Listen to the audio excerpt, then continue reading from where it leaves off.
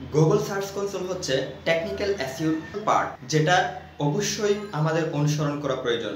আজকের ভিডিওতে আমরা শেয়ার করব কিভাবে excluded by no index tag এই ইস্যুটি আমরা ফিক্স করতে পারি। আমরা যারা ব্লগিং নিয়ে কাজ করি বা ওয়েবসাইটকে গুগলে ইন্ডেক্স করে র্যাঙ্ক করানোর কাজ করি, তাদের জন্য অবশ্যই সার্চ কনসোল সম্পর্কে জ্ঞান রাখা আবশ্যক। যদি সার্চ কনসোল সম্পর্কে আপনি না জানেন, অনলাইনে ব্যবসা করে কিন্তু কোনো মজাই পাবেন না। এই জন্য আপনাকে সার্চ কনসোলের যে টেকনিক্যাল ইস্যুগুলো রয়েছে সেগুলো কিভাবে ফিক্স করতে হয় এবং এখান থেকে কিভাবে মজা নিতে হয় সে বিষয়টি বুঝতে হবে। তো আজকের ভিডিওতে আমরা তাহলে শিখে নিব গুগল সার্চ কনসোলের কমন একটি ইস্যু। সবারই কোনো না কোনো সময় এই ইস্যুটি দেখা যায়, excluded by no index tag এই ইস্যুটি। তো কিভাবে আমরা একটা ফিক্স করতে পারি সে বিষয়টি দেখবো আমরা কম্পিউটার স্ক্রিনে। তো লেটস বিগিন। ওয়েলকাম ব্যাক, চলে আসলাম আমরা কম্পিউটার স্ক্রিনে। তো এখন আমরা দেখব কিভাবে excluded by no index tag ইস্যুটা আমরা সমাধান করতে পারি। এই কাজটি করার জন্য অবশ্যই আপনার সার্চ কনসোলে লগ ইন করে নিতে হবে। তো আমরা লগ ইন করে নিলাম। দেন এখানে আসার পরে আপনি দেখতে পাচ্ছেন পারফরমেন্স, এরপরে ইন্ডেক্সিং। তো এখন আমরা কি করব, এই যে সমস্যা সেগুলো দেখার জন্য ফুল রিপোর্টে ক্লিক করব। দেন এরপরে এখানে আসলে দেখতে পাচ্ছেন 28টা পেজ ঠিক আছে, কিন্তু 229টা পেজে আমাদের সমস্যা আছে। তো এখন কিভাবে এগুলো সমাধান করা যায় আমরা স্টেপ বাই স্টেপ দেখব। আজকের ভিডিওতে আমরা excluded by no index tag যেই সমস্যা সেটাই কিন্তু সমাধান করা দেখব। ওকে, দেখতে পাচ্ছেন আমরা এখানে এক্সক্লুডেড বাই নো ইন্ডেক্স ট্যাগে 118টা পেজ রয়েছে বা 118টা লিঙ্ক রয়েছে যেগুলো আসলে ইন্ডেক্স করে নাই নো ইন্ডেক্স ট্যাগের কারণে। তো এটা কিভাবে সমাধান করা যায় তার জন্য আমরা এখানে ক্লিক করব।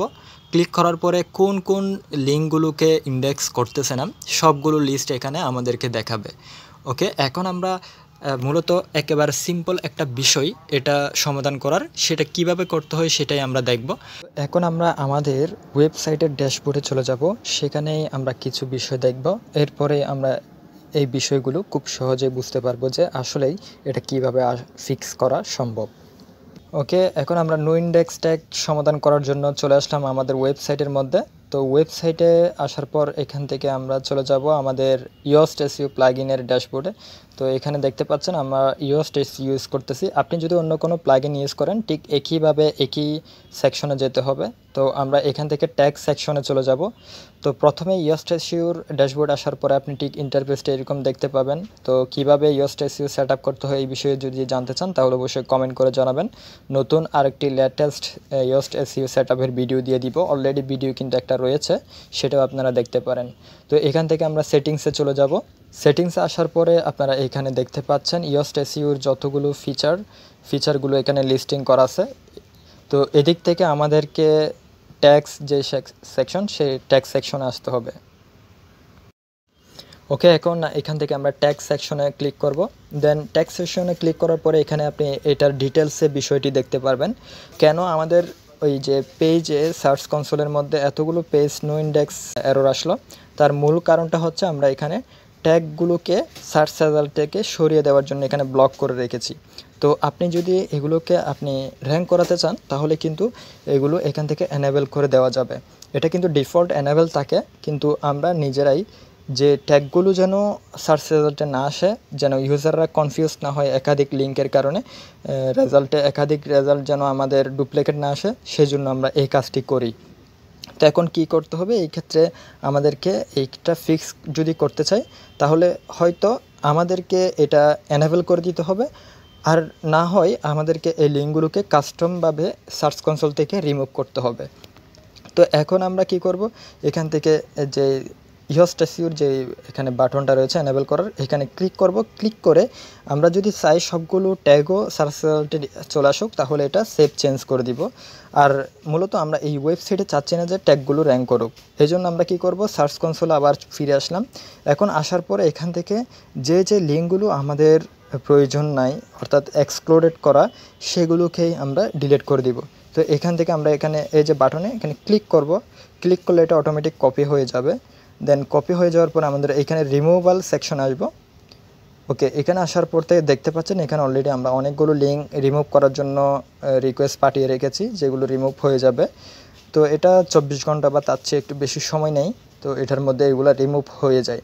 তো এখন আমরা নতুন যেটা কপি করে নিয়ে আসলাম সেটাকেও এখানে রিমুভ করার জন্য এভাবে এখানে সাবমিট করে দিব। ওকে, লিঙ্কটা দিলাম, দেন এরপরে নেক্সট বাটনে ক্লিক করব। ওকে, এখন সাবমিট রিকোয়েস্টে ক্লিক করব। ওকে, লিঙ্কটা এখানে সাবমিট হয়ে গেল, দেখতে পাচ্ছেন। ঠিক এভাবে করে excluded by no index tag যেগুলো রয়েছে লিঙ্ক সবগুলো আমরা কপি করে নিব। একইভাবে আমরা বাকি যেই লিঙ্কগুলো রয়েছে সেগুলোকেই আমরা বর্তমানে যে লিঙ্কটাকে আমরা ডিলিট করার অপশনটা দেখেছি, অর্থাৎ রিমুভ করার অপশন, ঠিক একইভাবে আমরা সবগুলো লিঙ্ক এভাবে কপি করে করে সাবমিট করে দিব। তাহলে আমাদের excluded by no index tag এররটি সমাধান হয়ে যাবে। সো গাইস, এতক্ষণ পর্যন্ত আমরা দেখলাম কিভাবে excluded by no index tag ইস্যুটি ফিক্স করতে হয়। আপনারা যদি এই ভিডিওটি ফলো করেন তাহলে অবশ্যই আপনার ওয়েবসাইটের এই ইস্যুটি আপনি ফিক্স করতে 100% সফল হয়েছেন। এবং আপনার সার্চ কনসোলে যদি আরও কোনো এরর দেখতে পান, সেই এররটি কীভাবে ফিক্স করা যায় সে বিষয়ে জানার জন্য আপনি কমেন্ট করতে পারেন।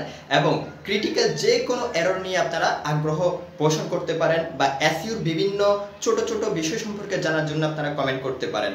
সেই সাথে অবশ্যই এই চ্যানেলটি আপনারা ফলো করবেন, এবং পেজে যদি ভিডিওটা দেখেন তাহলে ফেসবুক পেজে ফলো করে রাখবেন, যেন অনলাইনে বিজনেস করতে আপনাদের সাথে আমরা একসাথে কাজ করে এগিয়ে যেতে পারি। সো গাইস, সবাই ভালো থাকবেন। আল্লাহ হাফেজ।